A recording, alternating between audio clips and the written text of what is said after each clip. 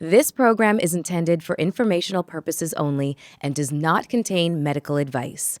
As always, please contact your physician or qualified healthcare provider with any questions regarding a medical condition.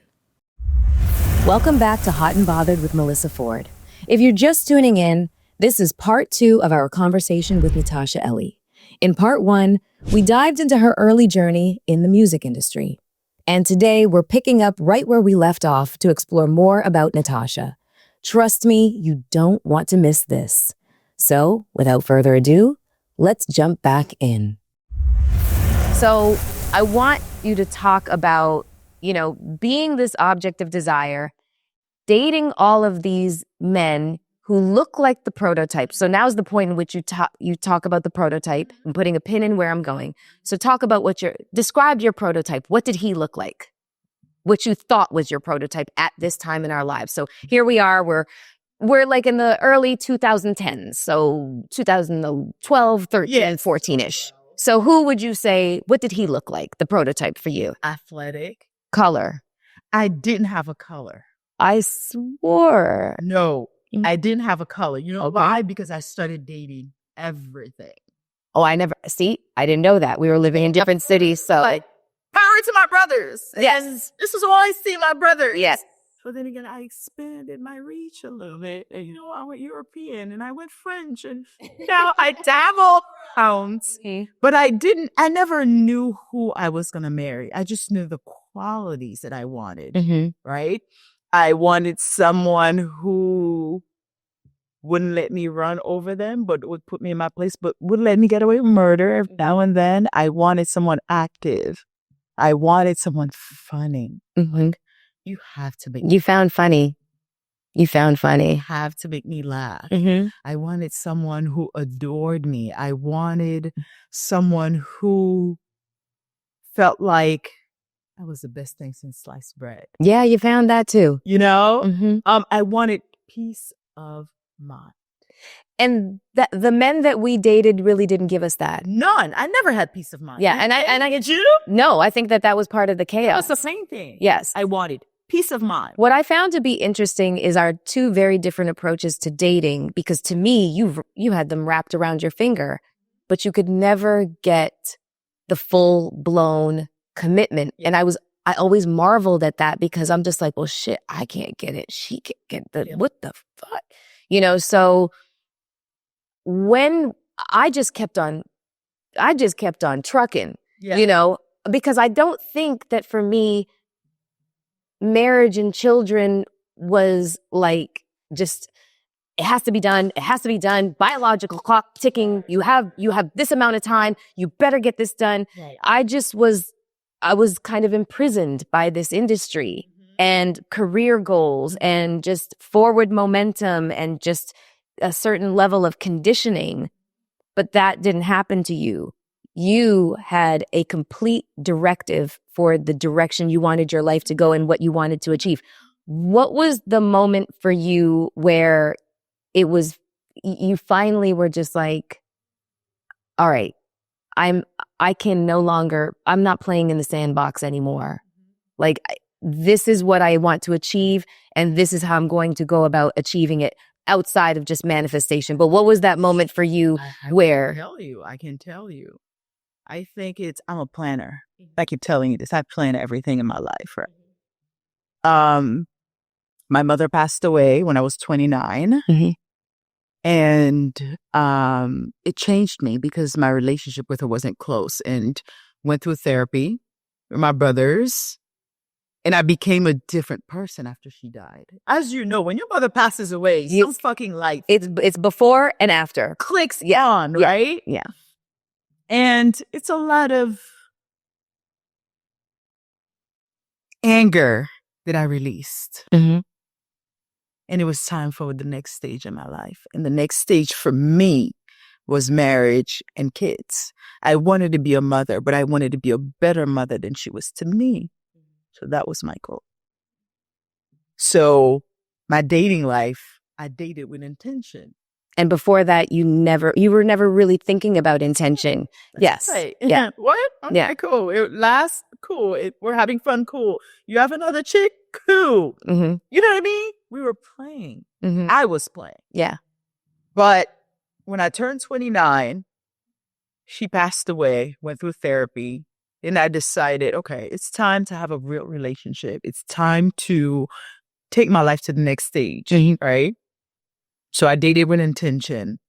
And every guy that I dated, if I didn't hear what I wanted to hear, there wouldn't be a second date. I'd rather be home on my couch, eating ramen noodles, watching Forensic Files, than be in your face and knowing that it's not going anywhere, you know? And then I met my husband. Mm-hmm. I remember when you finally decided to let us meet him, the close circle. I know. Yeah, we were at it was on South Beach. We were at Nobu. Do you remember? Yes. And it was the group of us, and you walked right by him. And I'm watching this white man kind of looking at us. I was like, "Is that him?" Is your What was smoking? Not yet. Not yet. We were walking into the place. But he was everything that you manifested. You know, he was the sun rises and sets on the crack of your ass, according to Drew. Yes. He adores you. He is extraordinarily funny. He is upwardly mobile, gainfully employed. I know he's a very successful entrepreneur. I can't even say gainfully employed. He was a very successful entrepreneur. And it was so fascinating and wonderful to see my friend giddy and girly and pink and vulnerable. And I was like, oh, wow. He brought that out of me. Dating for a while, right? You know how hard I was. Yes, I do. Because for you to get to Natasha's heart, you got to go through an electrical fence. Yes. And then a brick wall. Yes. And then there's a vault. Yes. With a code that you need to figure out. So good luck. Yeah. Right? He figured it out.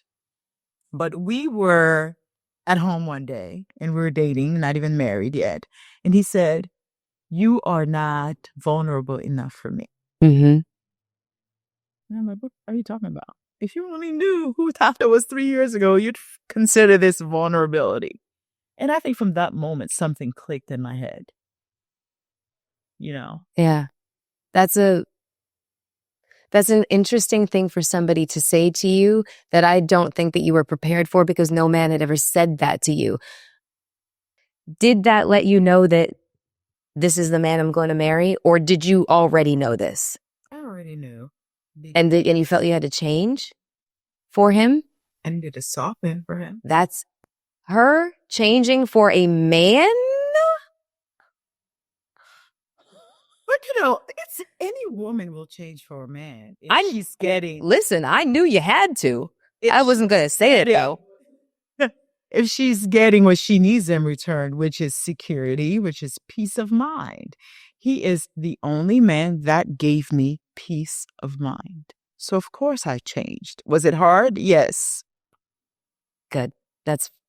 I'm glad that you got to the point that you felt safe to do so, because I think that that's something that's really not discussed nearly enough when we're talking about the reasons why women don't feel comfortable dating anymore. You know, it's not even after a certain age. It's just today's dating market. Girl, count you lucky stars you ain't in today's dating market. It is a raging dumpster fire. It is a pool with fecal matter and piss in it. It's disgusting. It is awful.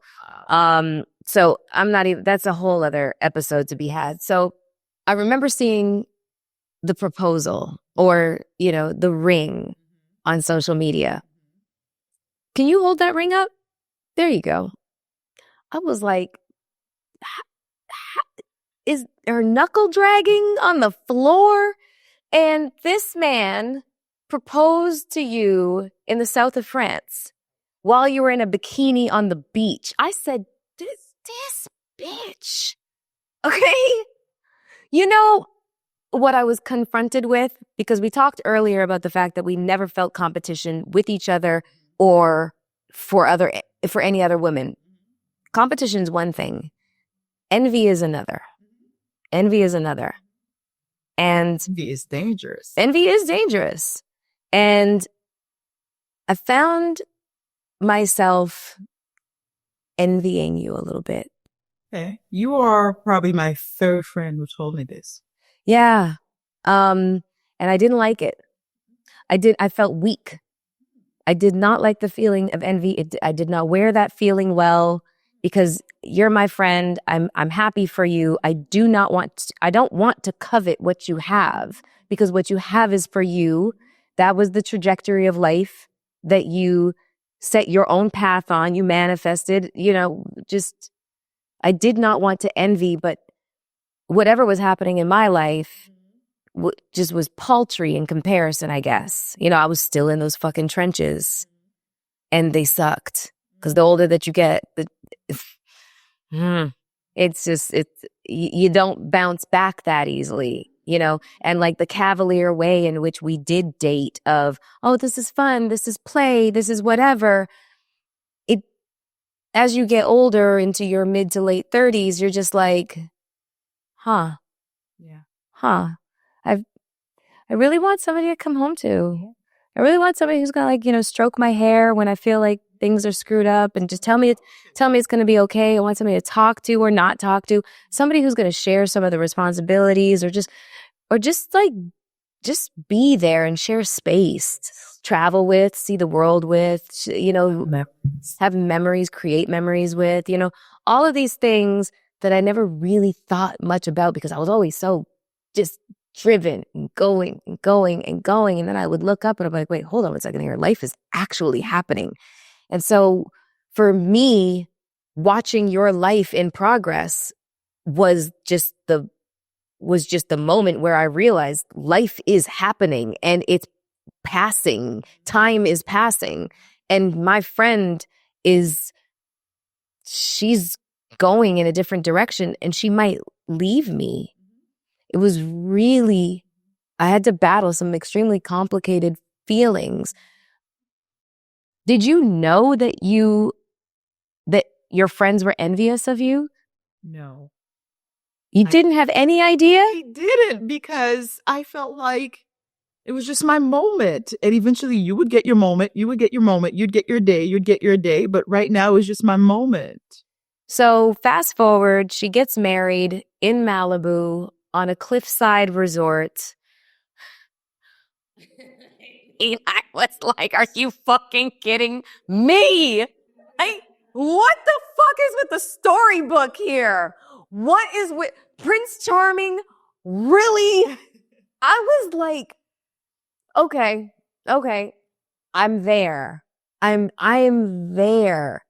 But I know that you felt like I wasn't really there. Yes. I wasn't really there. You weren't. And that was where a little bit of distance started to creep into our relationship. Apprehension from you. I felt what she just described. And I understood to a certain degree. And I felt it from you, because you're not good at hiding things. Really? Yes. I swore I was really to me anyway. Okay, all right. It's just you. Okay. Yeah. I felt it from you. Mm-hmm. And I said, is my friend not happy for me, or is it she's going through her own thing? So I kind of just left it there, because I had so much on my plate, but I felt it. Yeah. It was a struggle for me. I felt really uncomfortable with these emotions that just did not make any sense to me, and I had to admit them to myself. I had to, because in order to work through something, you have to admit that it's even happening, knowing is half the battle. But to actually, have to admit to myself that I was jealous of my friend or envious of my friend was a very uncomfortable moment for me. And so I think that it's not that it drove a wedge. Where we had, I assumed we were parallel.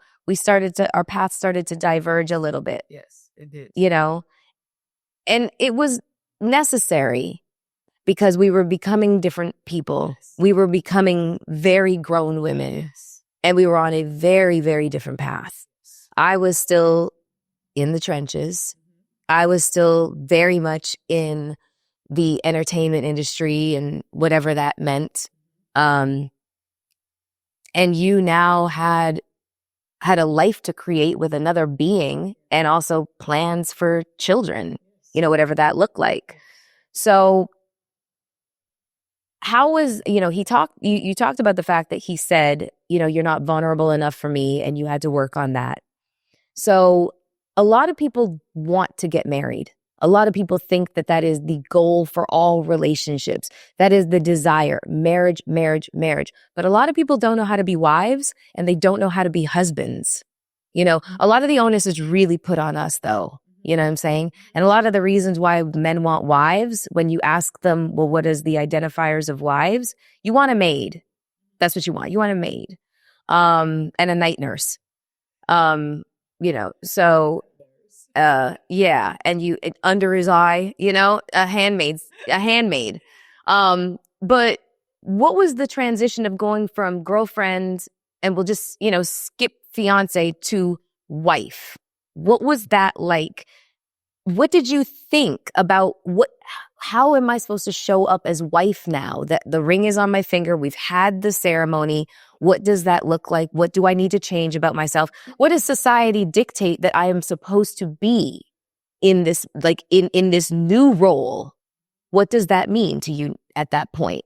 For me, it was, we needed to do what worked for us, right?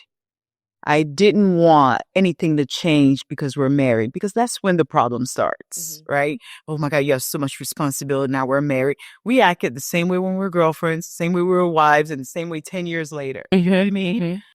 I have my life. He has his life. We bridge it together. I have my group of girlfriends. He has his group of friends, and then we come together. So you didn't really change that much from girlfriend to fiance to wife. It just, besides assuming the responsibility and knowing that, eventually children. Eventually, and I'm going to be a mother. So, but nothing really changed except, okay, we're together. We're going to do this together. There is no formula. There is no book. We did what worked for us, the Maloneys. Were you surprised by the banal moments of life as a married couple? You're looking at me like, what the fuck does banal? Somebody pass me a dictionary, because this bitch does this all. And I'm like, what the fuck? Siri, what's banal? The banal means it's the rigmarole. It's the innocuous. I'm not doing myself any favors because I keep pulling out his words. I'm so sorry. What innocuous means? Okay, guys. Okay, so it's the innocuous, the everyday, the mundane moments of life that creep in when you have a partner, and that is it. It's you and him. And for better or for worse, it's you and him. Yeah. What was your first surprising moment of banality where you're like, oh, okay. It was probably when he retired. So this is years later, and years into later. This is years into marriage. The kids are here. Yeah, the kids are here. Yeah, right. Because I think the first few years it was good because my husband climbed mountains. My husband is busy. And hold on one second here. She said her husband climbs mountains. I need to make the audience understand this man does not just go hiking in Fryman in LA, okay, or Runyon. This man climbed Mont Blanc. Mount Everest. No, hold on one second. We were in Mexico on your baby moon while he's in Switzerland climbing Mont Blanc. He's such a G. I love that.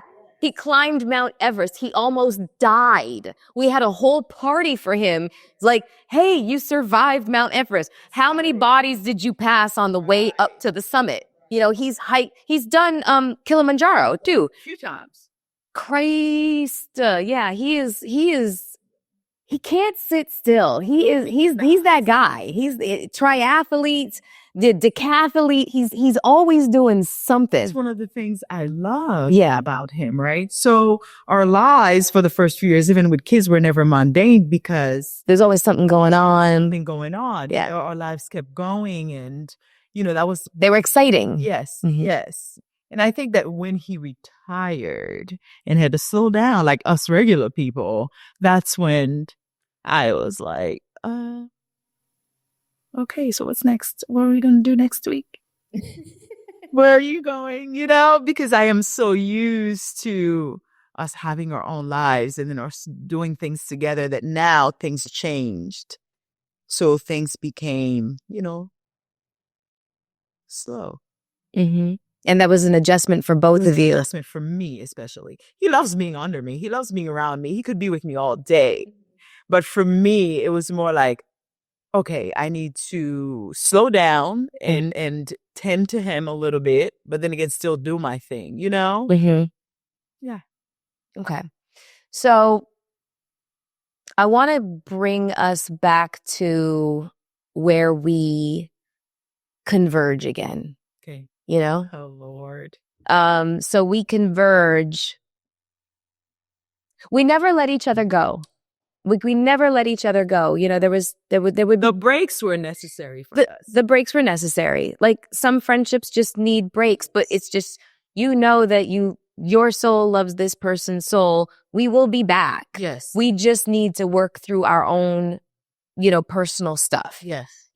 And you just might not be, the person that I'm trauma bonding with at this moment. I need somebody else who is closer to my current lived experience, And for me, your life had become so highly favored and blessed that I didn't think that you could understand the trials and tribulations and the strife that I was going through, 2018 car crash, 2019 mom diagnosed with cancer, 2020 pandemic and mom dies. And, I felt like I was just this massive, massive weight to anybody that, that was in my circle, my friendship circle. It was a very complicated time that we tried to weather together, but it's just you had so much more responsibility.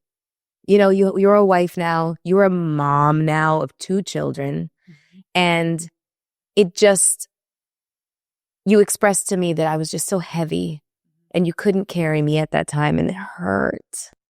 It did. It hurt so much. Tell me this. I wanted to be honest with you. I know. Right? At all times, I love, love, love your transparency and your honesty, and I know your intention is never to hurt, but it's still just hurt. Right. But hindsight allows me to say, I understand why you had to make the choices that you made. And I understood, knowing we will come back together. Right. Our lives will come back and start to run parallel to one another again. But do you see the truth in what I said? Yes. Because for me, I take my friendships very seriously. I check in. I make sure you're okay. I make sure that I allocate time for you and your stuff. And I feel like we've been friends since our 20s, 30s, well, late 20s, 30s, 40s. And I wanted evolution in our friendship. I wanted, as we grow in our lives, and diverge in different directions, that even though you weren't going in the same direction as me, but you kept up with where I was going. And I felt like the friendship was all about what Melyssa was going through at the time, right? Mm-hmm. Never once did I feel looked out for. Never once did I feel inquired about. So after a while, instead of arguing and fighting with you, because this has been a constant thing, I felt like, okay, maybe I just need to step back and hope that when she misses me, she realizes what I needed from her, because I no longer want one-way friendships. Yeah. And at that time, it was complicated because I just kept getting mollywopped by life. Yeah. It was one thing after the other. And I just was like, this is this is where I'm no longer strong. Yeah. This is where I'm on the floor. I need somebody to come along with a spatula and scrape me up off the floor and carry me. And that's a lot of pressure to put on your friendships. You know, that's the point of like intense therapy and shadow work and stuff like that, to try to work through all of that stuff, which I did do. But the pressure was definitely put on certain friendships, and some did not weather that. Some did not, they caved under the pressure. But ours didn't. It was just breaks, you know? So slowly but surely we come back around. And we have an honest conversation. We always have honest conversations. Where you're at, where we need to go from there. Yes. We always start from clean slates. And that's why I want people to understand how I operate in relationships. As we evolve, the conversations are going to get more difficult. The transparency needs to be more evident. And for me, I know I always loved you, but you pissed me off. Yeah, same. You know, you get on my fucking nerves. Same. But then I love you, and I'm like, okay, I need her back. You know, I let her. I'm not fucking with her right now, but okay, I'm back. So I want to get back to the parallel. Yes. I want to get back to where our lives did this and then started to do this. Let me hold that for 1 second. So our lives did this, and it starts to do this again, and then it starts to do this, where now we're like this. You know what I mean? And it was motherfucking menopause. Perimenopause. And I hit it first. So she didn't know what was coming down the pipeline. I had no idea. She had no idea. There is no education on it. There is no information on it. Doctors don't know shit about it. Why am I going crazy? Yes. And your husband looked like, please God help me. SOS. His eyes were like, Mayday, mayday. Yeah, the deer in the headlights. God, poor Drew. So I want to talk to you about your own experiences with perimenopause, because it is a very individual experience for every single woman. You know, I talk a lot about the fact that I really, you know what gets my goat? You know what makes me hot and bothered? You know what makes me hot and bothered about perimenopause? It's not the hot flash. It's the fact that menopause is associated with the hot flash, that is all it is. Newsflash, it's not. Menopause, the change, the transition, is less a gynecological transition that women are going through, and more of a, you know, cognitive situation that a woman is going through. You know, so what happens is, I've talked about this before, is that estrogen, progesterone, and testosterone, these are, and estrogen being the number one, the thing that literally makes a woman, somewhere around 35, you know, your hormones are kind of doing this thing. And then it starts to do this. It's like, this is your captain here. We have, no. We have started our descent into the Newark area. There will be some turbulence. Put on your Yeah. But it's just, and so your ears start to do this little popping action, but you just feel the plane, just a little dip, you know? And then you hit 40s, and it's just like, boom, right off a cliff into the side of a mountain. And that's what it's like. And you weren't ready for it at all. Because it may not be hot flashes. I'm turning 48. I never had a hot flash. Yeah. What I had was night sweats. What I had was mood swings. Hold on. Don't jump the gun. I'm still talking about sleeping here. What I had was an interrupted sleep schedule, waking up 6 to 7 times a night, like in terror with full-blown anxiety attack. What the? You know, and sweating through the sheets into the mattress, freezing when I wake up. What is happening? And then having to battle another level of anxiety and depression. But then I'm just like, oh wait, hold on. Is this like, you know, just like the the remnants of a traumatic brain injury from a car crash? Or, oh, is it grief from my mom passing away? Or is this perimenopause? Because it was all in one big shebang for me. So I was just literally wanting to check myself into a mental institution. But in addition to that, my symptoms were lack of concentration, brain fog. I had to write down on notes and in my phone why I was walking into another room before I went there, so I didn't forget what I was going for. You know, a little bit of the eyesight thing. Now I fucking have peepers. I got readers. Like, what?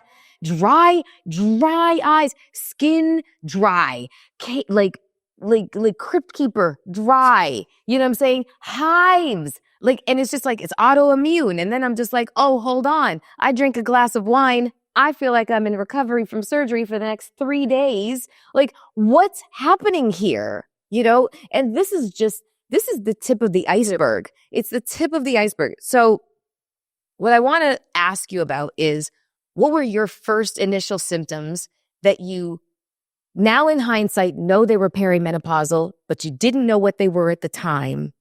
And how are you coping right now? Coping? Yeah, coping. Well, for me, we had this discussion on our vacation, right? Mm-hmm. I didn't know what was going on because my doctors never spoke to me about it. Mm-hmm. I'm in my early 40s, right? And I remember having my entire life, my period had been Regular. Yeah. And then all of a sudden, I'm bleeding for like 2-3 weeks. I'm like, what is going on? Mm-hmm. So I go to the doctor. Of course, they want to put you on birth control. And I don't subscribe to, just taking pills just because. So I decided to go to a homeopathic doctor. Mm-hmm. And they were telling me about perimenopause. And this is the first time I've ever heard the term. And I just know that I had mood swings, mm-hmm. dry eyes, mm-hmm. And my skin has been affected, right? Yeah, your skin has always been like just flawless, and you started to have like adult acne on my cheeks and cystic on the skin, painful. And no matter what I would do, I'd change my diet, stop eating dairy, eat more fruit and more water, and it wouldn't change. So when I went to see the doctor, she told me it's one of the signs. And to this day, the doctors still don't have an answer for I'm frustrated. Well, the fact is that, the medical industry after our childbearing years really does not, does not consider women of any value. So there's never been any research or studies done on our post-pregnancy, post-procreation years. So they have not studied our bodies. I mean, like, it's insidious what the medical industry has done and how they have ignored us. Gynecologists, they're maybe given 20 hours maybe of menopausal training in their entire residency. It is shameful that the medical industry has basically by and large ignores women during this stage of our life, because it lasts 10 to 20 years, and it's not all bad once you figure out, okay, this is what's happening to me. I promise you, it's not all bad. There's a year difference between us. I'm turning 48. You're in 40 at 40. Tell my age. Oh shit, sorry. I'll bleep that out. At your age, yes, I was in hell. It was the worst of it. From that age and 2 years up was hell on earth. Those were the worst years for me. Now I'm doing very well, but also I do HRT, which is hormone replacement therapy. And a lot of gynecologists will tell you, the ones that have done their due diligence to study menopause outside of their training, thank you for doing that, they will tell you that the earlier that you start hormone replacement therapy, the better off that you will be. Can you elaborate on that? What is hormone replacement therapy? So hormone replacement is it's basically just replacing the hormones that we naturally produce in our bodies that are now deficient: estrogen, progesterone, and testosterone. And there's very different ways in which you can receive it. There's lotions that you can put on your forearms that get absorbed into your skin. I tried that. I hated it because don't leave me up to dosing myself, okay? Because I'll get a beard, you know what I'm saying? Like I'll be crying for 2 weeks. I'll be eating everything in sight and I'll have a period again. And I'll be like, somebody stop this. So the creams work for some women. They did not work for me because I would overdose myself. There is the estradiol patch that gynecologists will give you. So you slap that little sucker on the side of your buttock. It releases? And it releases estrogen. And you have to couple that with progesterone supplements at night. Progesterone will also help you sleep a little bit more soundly. I have a lot of advice as to like biohacking your way through that whole night sweat, insomniac kind of moment. And your sleep pattern changes. Yes. I mean, you're just awake just because. Well, here's the thing is that what most women don't understand, that estrogen is responsible for thyroid function. It's responsible for our metabolism. It's responsible for the suppleness of our skin. It's responsible for bone density. It's responsible for cognitive abilities. It's responsible for concentration. Everything that starts to fall apart, estrogen is at the helm of that ship, and it is basically saying, all right, I did my job.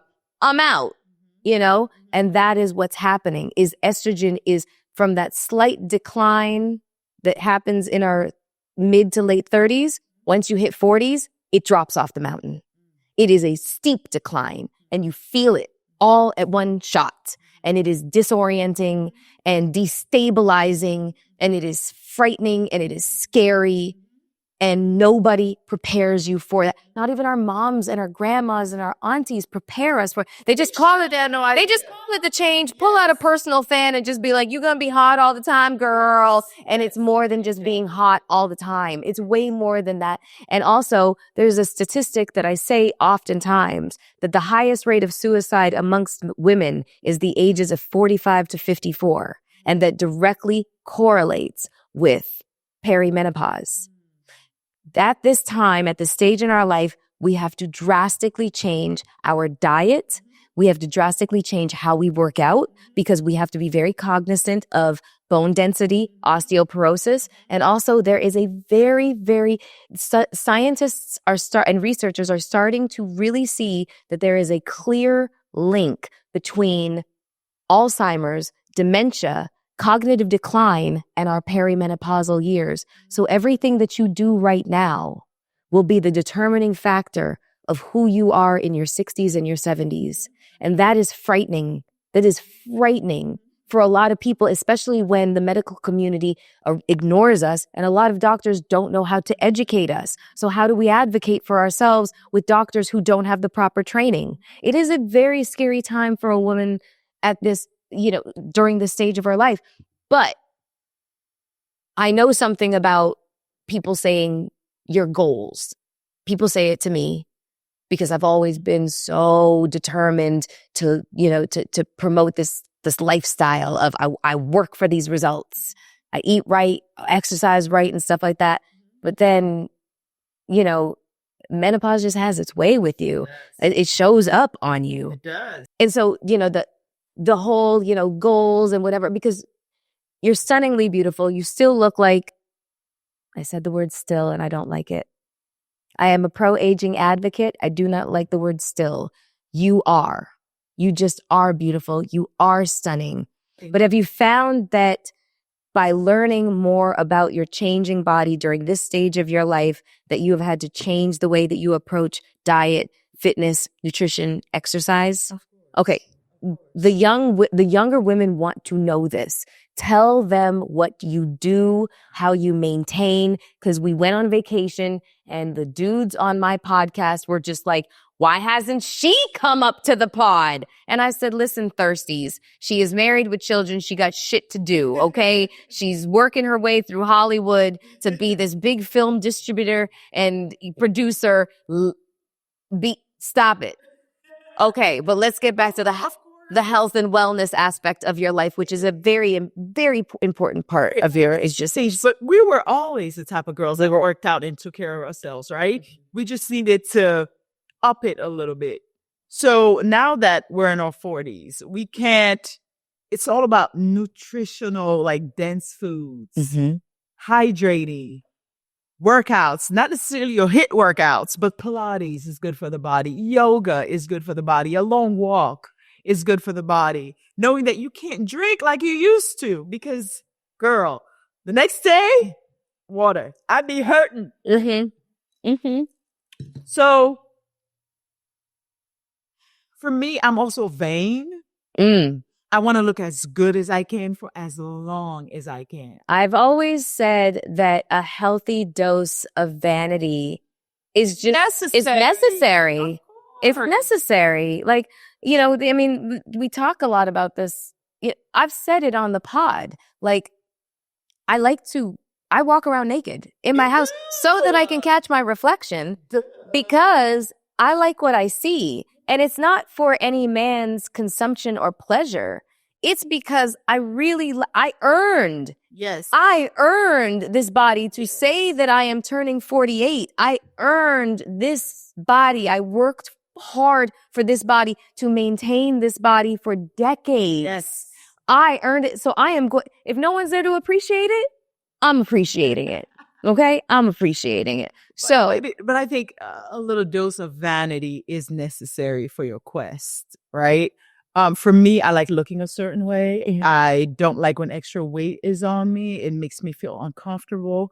Not working out makes me feel uncomfortable. I've gotten so disciplined that I cannot go a week without working. I cannot go 3 days without working. And it could be a walk around my block, but I need movement in my body. That's what keeps me sane. I work out when I'm upset. I work out when I'm happy. I work out when I'm stressed. That's just my way of, just existing. But now I have to be a little bit more careful because I am older, right? So I do a lot of Pilates, a lot of yoga. And you bought the trampoline. And you told me to buy a trampoline because we need to jump, which I'm jumping every fucking day. Do you like it though? It's fun, right? It's fun. So this is one thing that helps women, maintain and increase their bone density is rebounding. So if you wanted to purchase yourself a personal trampoline to have in your home, you can go online. There is a ton of trampoline exercises. Inexpensive. Free. And your kids can use it. And your kids get on there. Your kids can use it. But the best thing is that you start your day off with like a little bit of rebounding action. Maybe you have a vibrational plate. These are all things that are your future self is going to be very, very grateful that you took the time to do this and you did this. So rebounding is like a major thing that I never hear anybody talking about. I found out that it helps with lymphatic drainage as well, which is very important. I was right about to say that. But thank you for telling the audience that is also what's very important is lymphatic drainage. Dr. Sebi always said that the root of all disease and illness is inflammation. And when you are rebounding, when you're bouncing up and down and you are affecting your lymphatic drainage system, you are in essence removing edema. Edema is the liquid that is responsible for creating inflammation. Basically, when your skin or your body feels trauma, edema rushes to the area and it stays there. And that's why it gets plump, And so that is what you have to drain from your system. That's what you have to drain from yourself. Okay.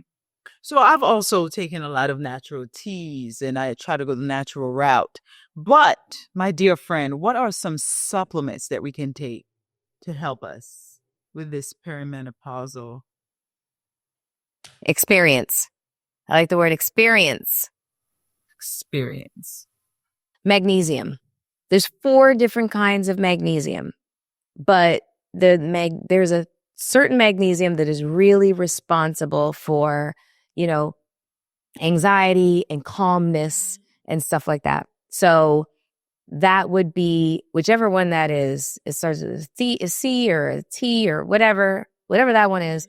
That's the one you take when you're about to go to sleep. Valerian root drops is also what you want to slip into your sleepy time tea.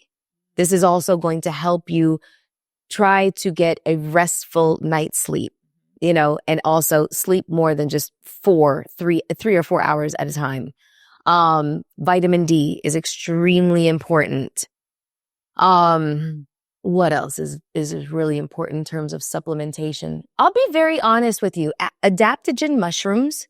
So there's several companies who, until they send me a bag, I will not promote them, but they have adaptogen mushroom coffee and green tea.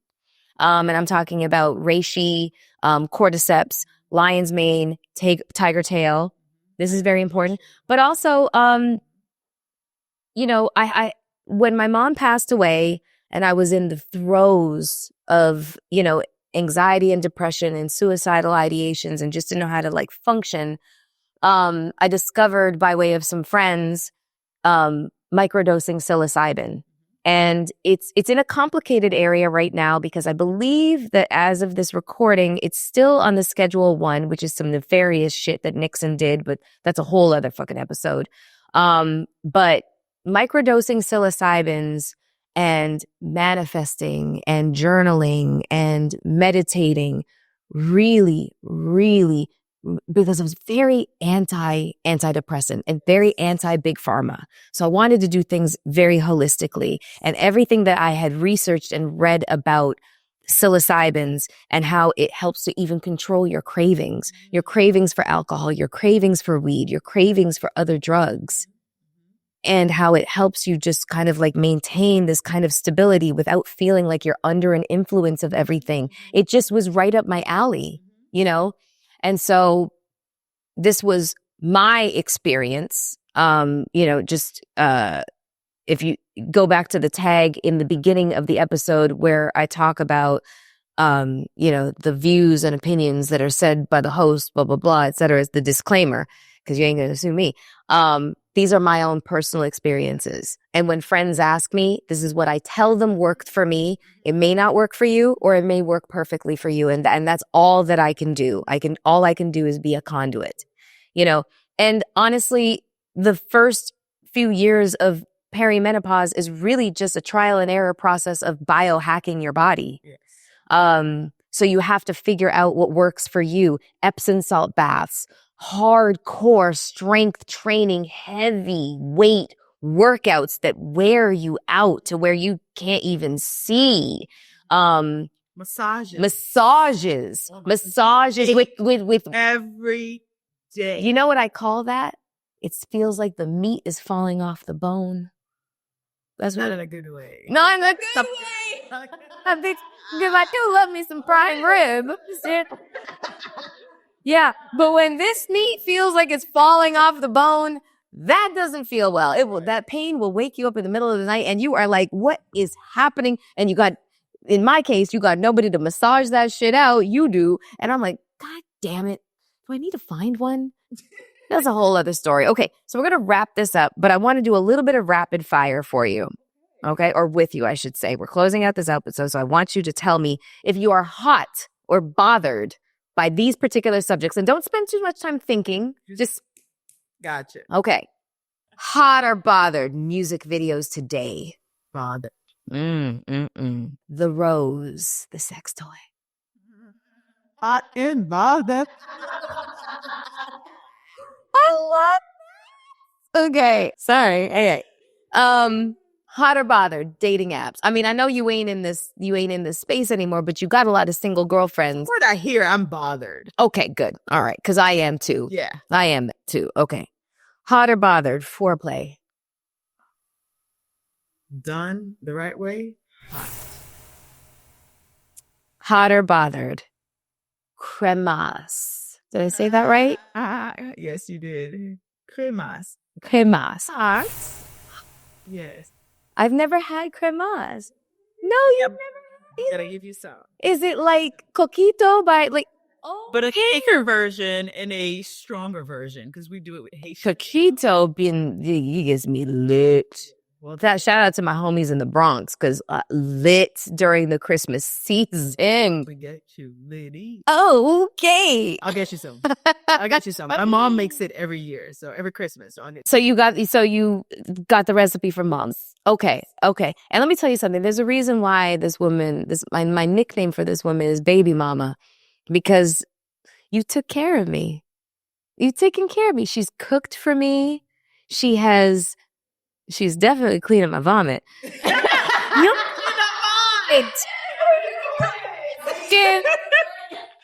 Oh, fun time. Popping up. Fun. Las Vegas will never be the same. Man, fun times. But yeah, no, we have been there for each other in so many ways, in so many shapes, in so many forms. My life would not feel complete if you had not been played such a significant role in it. I love you so much with my whole entire fucking heart. I love you. You are literally like a beat in my heart. I love you too. And I think that everything we went through was supposed to happen to bring us here as older women, wise women. And we're going to be in Cancun at like 70, still shaking our butts. That's right. And before we sign off completely, I want you to tell the younger demographic, give them some advice. Give them some, they ask me all the time, Mel, if you could talk to your 18-year-old self or your 21-year-old self, what would you do? And one of the things I say, travel, stack money. Don't worry about relationships. They will always be there. Worry on yourself, build yourself, go to therapy to discover yourself, touch grass. What would you say to your younger self or the younger demographic that might be watching? I would say live, laugh, travel, eat, date, make mistakes, learn from them, experiment. Don't be scared to try something new. Don't be scared of change. Don't take anything too seriously because life isn't that serious. That's profound. I want to thank the Thompson Hotel in Atlanta, Buckhead, for always being so accommodating is not even the word. These people treat me like I am a queen. I will love them forever. Dante, Ina, and Jason, you guys are my people forever and ever and ever. Thank you so much for allowing me to take up space in this gorgeous study here at the Thompson Hotel in Buckhead, Atlanta. I am signing off. This is Melyssa Ford, Hot and Bothered with Melyssa Ford. You can get it wherever you get all of your podcasts and also on YouTube. Thank you so much, everybody, for joining me with one of my best friends in the entire world, Natasha Maloney. I love you forever, my sis. Thank you so much for joining us and bestowing your wisdom, your sage wisdom and your energy upon my beautiful audience. Thank you. And I am so proud of you. Thank you, my love.